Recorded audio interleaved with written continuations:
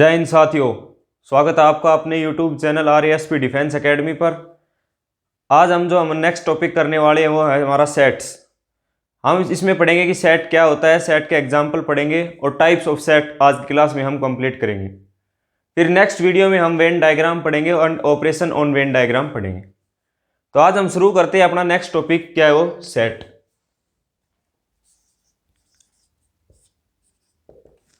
सबसे पहला क्वेश्चन जो अराइज होता है वो इसकी डेफिनेशन पे ही हो जाता है कि सेट होते क्या हैं। व्हाट इज सेट, सेट की क्या डेफिनेशन है कि हाउ टू डिफाइन सेट, हम सेट को कैसे डिफाइन करेंगे। तो सेट को डिफाइन करने के लिए इसकी डेफिनेशन जो दी गई है वो है ए वेल डिफाइंड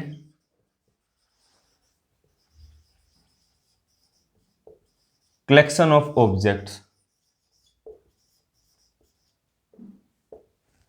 सेट की डेफिनेशन है a well defined collection of objects, मतलब एक ऐसा कलेक्शन जो कि क्या हो, वेल डिफाइंड हो।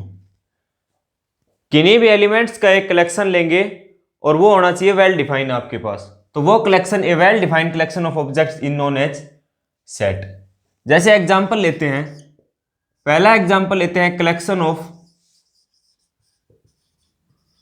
Natural numbers. Collection of natural numbers less than 10।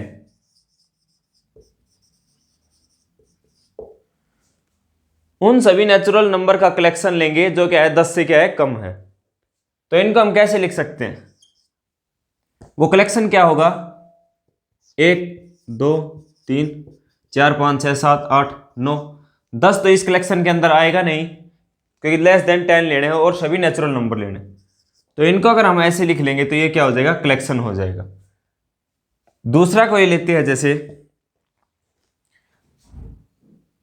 Collection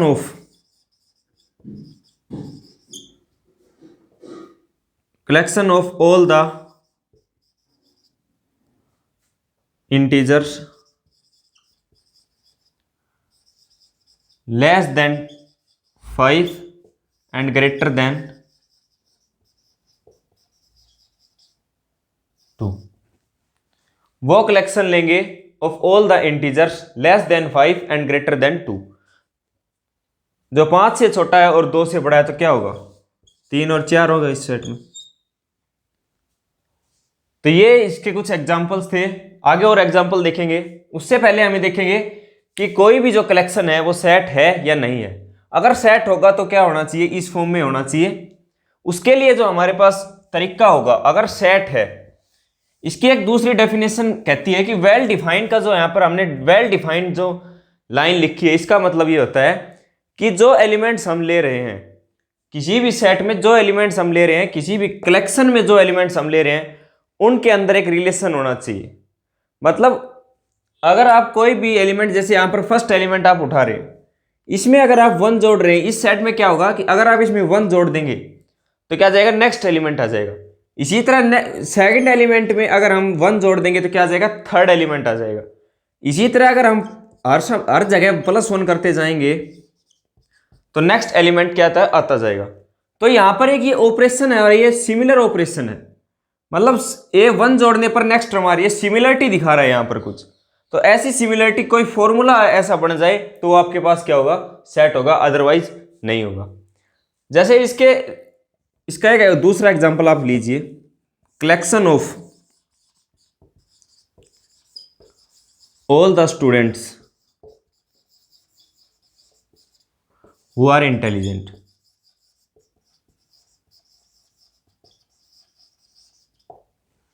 collection of all the students who are intelligent in class 11।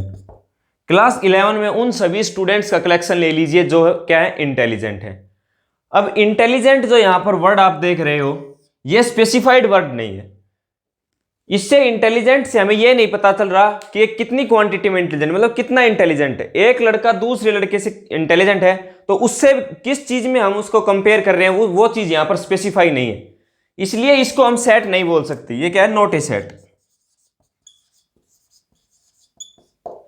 ये सेट नहीं हो क्योंकि यहां पर इंटेलिजेंट जो वर्ड है वो स्पेसिफाई नहीं कर पा रहा है जो कंपैरिजन नहीं कर पा रहा है, कोई फॉर्मूला नहीं बना पा रहा है, कोई रिलेशनशिप नहीं बना पा रहा है स्टूडेंट्स के बीच में, इसलिए ये सेट नहीं होगा। इसी तरह यहां पर अगर इंटेलिजेंट की जगह टॉलर लिख दिया जाए आपके पास, collection of all the students who are taller in class 11, जो लंबे हैं, अब किससे लंबे हैं, कितने लंबे हैं, ये कोई स्पेसिफाई यहां पर नहीं कर रखा, इसीलिए क्या होगा, वो भी सेट नहीं होगा। तो यहां पर अगर ऐसे एब्स्ट्रैक्ट वर्ड्स आपके पास आ रहे हैं तो आपको देखना पड़ेगा कि वो सेट होगा या नहीं होगा। तो ये तो था सेट की डेफिनेशन। इसके बाद हम टाइप्स ऑफ सेट्स पढ़ते हैं।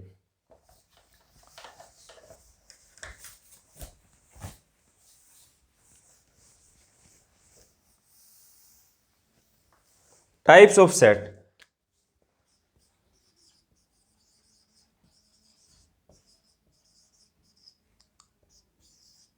सबसे पहला जो सेट आता है वो आता है क्या, यूनिवर्सल सेट। यूनिवर्सल से पहले आप देखिए एम्प्टी सेट। एम्प्टी सेट क्या होता है? एम्प्टी सेट का मतलब होता है जिसके अंदर कुछ भी ना हो, एम्प्टी सेट बोल सकते हैं, इसको हम नल सेट भी बोल सकते हैं, और इसी को हम वॉइड भी सेट भी बोल सकते हैं। तीनों का मतलब एक ही होता है कि इन तीनों का मतलब क्या होगा कि इसके अंदर कोई भी एलिमेंट नहीं है। इसको डिनोट कैसे करेंगे?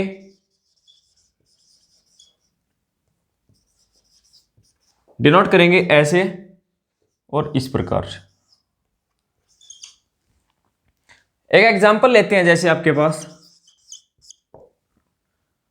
एग्जाम्पल में जैसे हमने लिख दिया कि collection of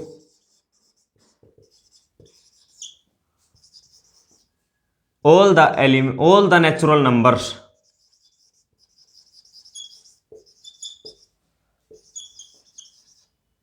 greater than 1 but less than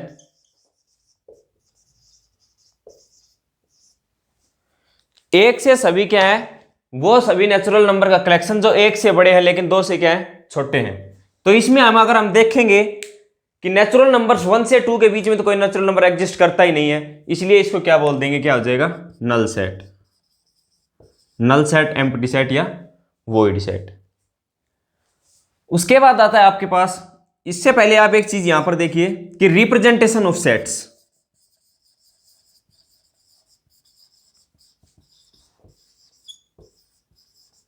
representation of sets, sets की रिप्रेजेंटेशन कैसे करते हैं? सबसे पहला जो होता है वो होता है रोस्टर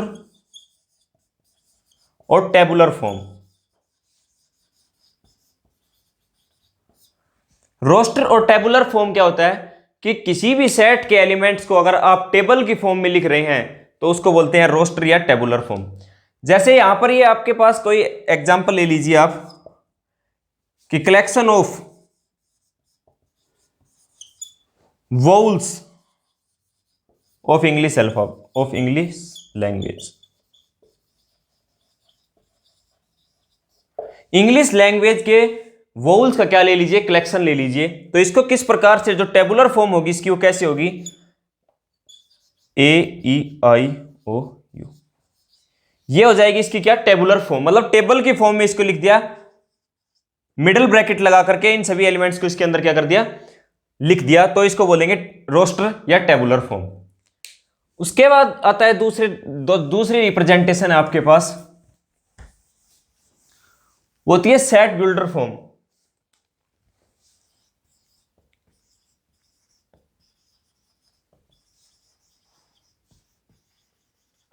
सेट बिल्डर फॉर्म का मतलब क्या होता है कि आपको सभी एलिमेंट्स लिखने की इसमें जरूरत नहीं होती, कोई एक स्पेसिफाइड फॉर्मूला बना दीजिए जिससे क्या हो, सभी एलिमेंट्स उसमें लिखे जाएं। तो इसको अगर मैंने लिखना है तो जैसे ए को इस सेट में लिखूंगा ऐसे, ए के अंदर कौन से एलिमेंट्स हैं, वो सभी एलिमेंट्स एक्स है, मान लेते हैं वो सभी एलिमेंट एक्स है। इसका मतलब होता है such that x is a vowel of English language. A को कैसे लिखेंगे, ए को लिखेंगे एक्स। एक्स क्या है, एक्स वो हर एलिमेंट है जो क्या है, वोल है ऑफ इंग्लिश लैंग्वेज। तो ये थे आपके पास रिप्रेजेंटेशन ऑफ सेट्स। दो तरीके से रिप्रेजेंट करते हैं, रोस्टर या टेबुलर, और दूसरा होता है सेट बिल्डर फॉर्म के। अब उसके बाद अपना कंटिन्यू करते हैं, जो हम टाइप्स ऑफ सेट पढ़ रहे थे, जिसमें दूसरे टाइप का जो सेट आता है वो होता है फाइनाइट सेट्स। फाइनाइट सेट क्या होता है, नाम से ही पता चल रहा है कि फाइनाइट है, मतलब जिस भी सेट के अंदर नंबर ऑफ एलिमेंट्स हो, कि उसके अंदर कितने एलिमेंट्स है, वो अगर फाइनाइट है, अगर हम उनको गिन पा रहे हैं तो वो क्या है, फाइनाइट सेट, फाइनाइट सेट है। जैसे एग्जांपल ले लीजिए, ए इज इक्वल्स टू 1 2 3 4 5। इसमें क्या है, हम अगर हम गिनने लगे इनको तो 1 2 3 4 5 एलिमेंट है इस सेट के अंदर, तो ये क्या हो गया, हम इन पर गिन पा रहे हैं तो ये फाइनाइट सेट। एक और एग्जांपल ले लीजिए, जैसे सेट बिल्डर फॉर्म में इसको हम लिखते हैं कैसे, कि x has such that x is, x belongs to कर रहा है नेचुरल नंबर से, इसका मतलब होता है belongs to, x belongs to natural number such that x square is equals to क्या हो गया, 4 हो गया। तो इसको हम क्या लिख सकते हैं, ये सेट किसके बराबर आ जाएगा, x square such that x square is equals to 4। तो कौन सा नेचुरल नंबर होगा जिसका स्क्वायर 4 होगा, क्या होगा, 2। तो बी, ये भी फाइनाइट हो जाएगा, ये भी फाइनाइट सेट। उसके बाद जो तीसरे नंबर पे आता है वो आता है इनफाइनाइट सेट।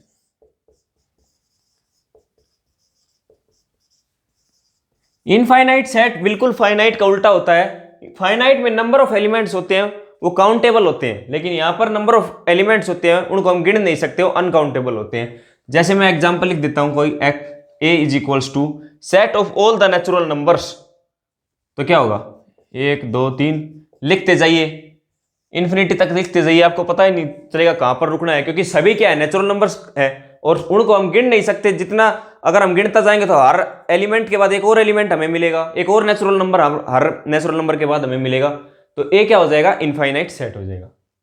तो फाइनाइट इनफाइनाइट। उसके बाद आता है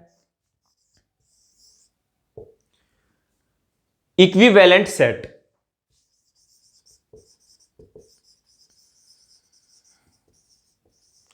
इक्विवेलेंट सेट्स, इक्विवेलेंट सेट्स की डेफिनेशन क्या कहती है, late A and B are two sets, A और B दो सेट हैं, then if the number of elements in set A and B are equal, then A and B are equivalent. अगर उनमें number of elements, कोई भी दो set अगर हम उठा रहे हैं, 2 या 3 5 10 कितने भी, उन सभी सेट्स में नंबर ऑफ एलिमेंट्स हैं वो इक्वल हैं, तो उन सेट्स को बोलेंगे equivalent set. Number of sets को हम किससे डिनोट करते हैं, जैसे NA, इसको हम इससे भी डिनोट करते हैं, और इसको हम बोलते हैं क्या, कार्डिनलिटी।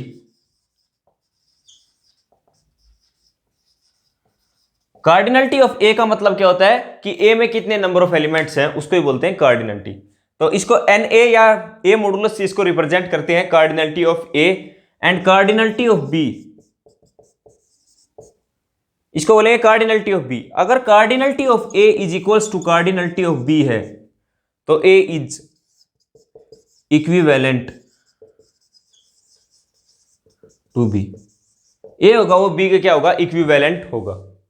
फिर देखिए, let A and B are two sets, then if the number of elements in set A and set B are equal, then A and B are equivalent set. जैसे इसका एग्जांपल देखते हैं, कोई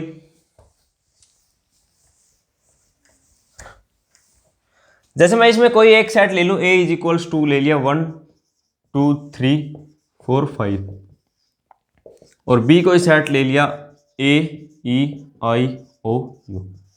अब कार्डिनलिटी ऑफ ए कितनी है, 5, cardinality of B कितनी है, 5, तो cardinality A is equals to cardinality B.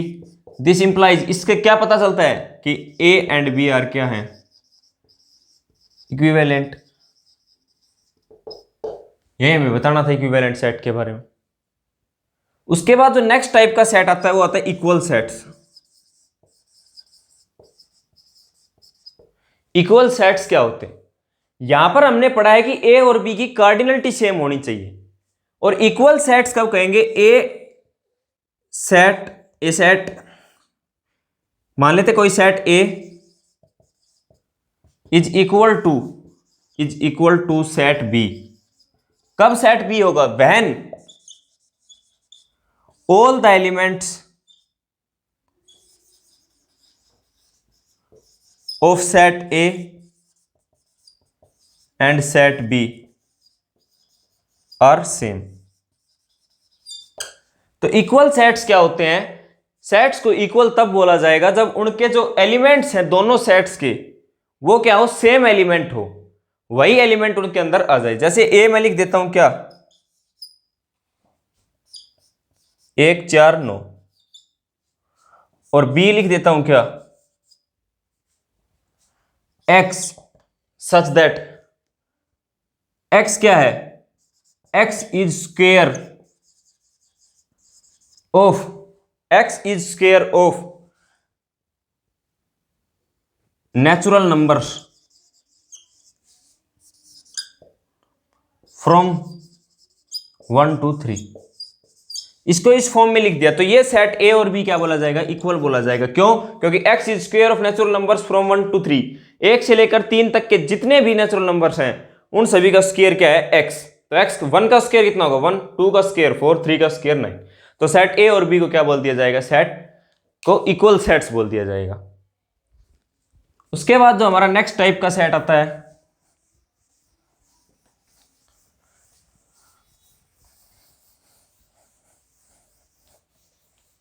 वो आता है यूनिवर्सल सेट।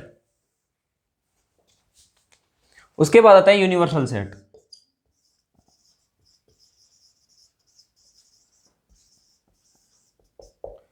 यूनिवर्सल सेट क्या होता है? अगर हम कोई भी, जैसे हमने ये सेट उठाया ए सेट मान लीजिए, ये आपके पास कोई ए सेट है, ऐसे ही कोई बी सेट है, तो यूनिवर्सल सेट होगा वो लार्जेस्ट सेट होगा। Universal set is the largest set which contains all the sets that exist. मतलब इस यूनिवर्स में जितने भी सेट, अगर हम अपने दिमाग में जितने भी सेट बनाएं तो उससे बड़ा कोई ना कोई एक सेट जरूर मिलेगा आपको, उसको बोलेंगे यूनिवर्सल सेट। मतलब आप अगर कोई भी सेट बना रहे हो, अपने दिमाग में इमेजिन कर रहे हो जैसे कोई भी सेट, तो उससे बड़ा एक सेट और मिलेगा जो उसको अपने अंदर, उस आपने जो सेट सोचा है उसको अपने अंदर समा के हुए रखेगा। उस सेट को बोलते हैं यूनिवर्सल सेट। यूनिवर्सल सेट, ठीक है भाई।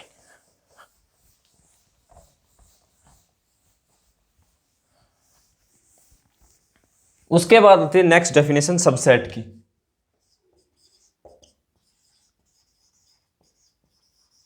सबसेट क्या होता है? सब प्लस सेट से वर्ड बना है, मतलब सेट का कुछ छोटा पार्ट। इसका मतलब क्या होता है कि कोई भी आपने एक सेट इमेजिन किया, उस सेट के कुछ एलिमेंट्स उठा करके एक नया सेट बना दिया, उसको क्या बोलेंगे? नए सबसेट को, उसको सबसेट बोलेंगे, उस बड़े वाले सेट का। जैसे पहले एग्जांपल देख लीजिए, जैसे ए है, ए कोई सेट मैं मान रहा हूं 1 2 3 4 5, ये इसके ए के क्या है? एलिमेंट्स हैं। अब मैं इससे एक सेट उठा करके बना रहा हूं जिसमें मैंने 2 और 3 एलिमेंट्स ले लिए। ये सेट ए हो गया, ये बी हो गया। अब आप देखोगे कि ये बी के जो एलिमेंट्स हैं, the elements of B are contained in A, कि बी के जितने भी एलिमेंट्स हैं वो सभी ए के अंदर हैं। तो बी क्या होगा? ए का सबसेट होगा। इसको हम मैथमेटिकल डेफिनेशन कैसे देंगे कि x belongs to B for every, इसका मतलब होता है for every x belongs to B, हर x जो b से बिलोंग कर रहा है, इंप्लाइज, ये दर्शा दे कि वो x किससे बिलोंग कर रहा है? a से। फिर देखिए for every x belongs to B, हर वो एलिमेंट x जो b से बिलोंग कर रहा है वो इंप्लाई कर दे कि x a में भी है, देन b क्या होगा? b is a subset of a। ये डिनोटेड है किसकी? सबसेट की। तो b is a subset of a। अब b को क्या बोल दिया? a का सबसेट, इसको तो बोल दिया सबसेट। बात रहेगी a को क्या बोलेंगे? बी को अगर हम सबसेट बोल रहे हैं तो ए को बोलेंगे सुपरसेट, क्योंकि बी ए से बना है तो ए क्या होगा, सुपर। सुपर मतलब ऊपर, बड़ा, तो सुपर मतलब ए और सब मतलब छोटा मतलब बी। तो ये होगा इसका डेफिनेशन, सबसेट की डेफिनेशन। इसके लिए एक एग्जांपल और देख लीजिए, ये फर्स्ट एग्जांपल। सेकंड एग्जांपल जैसे आपके पास कहता है ए कोई सेट मान लीजिए क्या है, x such that 1 less than equal to x less than 4 and x belongs to natural number. और एक्स कहां से बिलोंग कर रहा है, नेचुरल नंबर से। और बी में ले लूं आपके पास B such that x square is equals to क्या है 4 और एक्स बिलोंग्स टू क्या कर रहे हैं, नेचुरल नंबर। ये दो आपके पास मैंने सेट ले लिया। कौन सी फॉर्म है ये सेट बिल्डर फॉर्म है। इसमें हमने x लिया है 1 और 4 के बीच में, जिसमें 1 इंक्लूडेड है, और इसमें x square is equal to 4। तो हमें यहां से पता चल रहा है कि b को हम कैसे लिख सकते हैं, 2। और इसमें 2 क्या है या नहीं है, इसमें 2 है, क्योंकि 1 और 4 के बीच में तो 2 आता है, तो a क्या हो जाएगा, b हो जाएगा। b किसके, b का एलिमेंट है वो a के अंदर है, तो इसका मतलब b क्या है, सबसेट है a का। तो ये सबसेट की डेफिनेशन थी आपके पास। उसके बाद देखते हैं नेक्स्ट, इसी में आते हैं इसकी second definition, proper subset.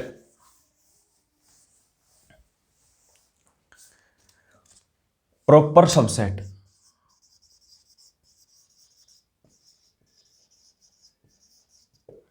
Proper subset का मतलब क्या होता है कि कोई भी सेट मान लीजिए आपके पास है ए,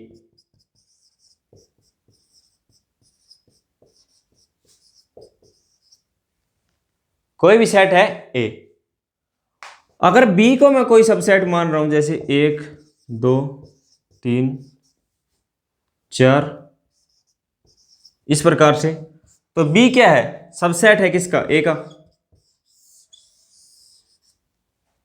बी सबसेट। अगर बी में अगर इससे कम एलिमेंट्स आ रहे हैं तो ये होगा सबसेट। प्रॉपर सबसेट का मतलब क्या होता है कि जो b है वो इसके इक्वल नहीं होना चाहिए, b is not equal and neither equivalent to a। b ना तो a के बराबर होना चाहिए और ना ही इक्विवेलेंट होना चाहिए। b में कम से कम एक एलिमेंट कम होना चाहिए। अगर मान लीजिए c को यहां पर लिख दीजिए 1 2, तो ये भी इसका क्या होगा, सबसेट होगा। अगर d इज इक्वल्स टू मान लीजिए क्या लिख दिया मैं, 3 लिख दिया, ये भी इसका क्या होगा, सबसेट होगा। तो ये थी आपके पास सबसेट की डेफिनेशन। उसके बाद प्रॉपर सबसेट में क्या होना चाहिए, बी का एलिमेंट इक्वल भी नहीं होना चाहिए और इक्विवेलेंट भी नहीं होना चाहिए, वो होता है प्रॉपर सबसेट। उसके बाद आता है number of proper subsets. Number of proper subsets,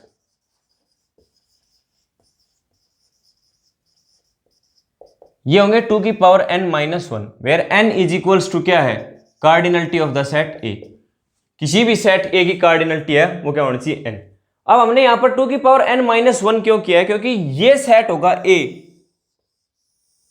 ये इसका प्रॉपर सबसेट नहीं हो सकता। इसको छोड़ करके जितने भी बन जाएंगे वो प्रॉपर सबसेट में गिने जाएंगे। Number of proper subset is equals to 2 की power n minus 1, n is equals to n a।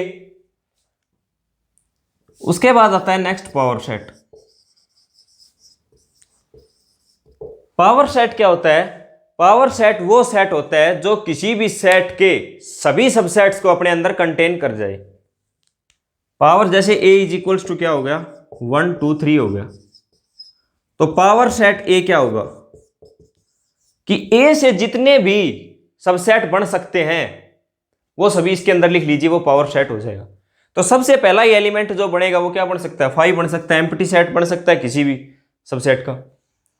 उसके बाद 1 आ सकता है, 2 आ सकता है, 3 आ सकता है, एक एक बार लिख लिया। फिर उसके बाद 1 and 2, 1 and 3, 2 and 3, फिर तीनों को एक साथ लिख लीजिए 1 2 3। ये हो जाएगा क्या, पावर सेट। अब आते हैं number of elements in power set.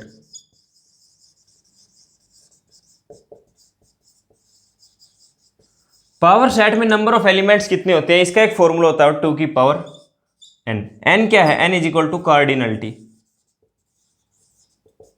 n होगी कार्डिनलिटी। तो ये कुछ डेफिनेशंस थी आपकी सेट से रिलेटेड। इन सभी डेफिनेशंस को आप एक बार रिवाइज कीजिए, इन पर डायरेक्ट क्वेश्चन आपको मिल सकता है। आज के लिए इतना ही था। Next video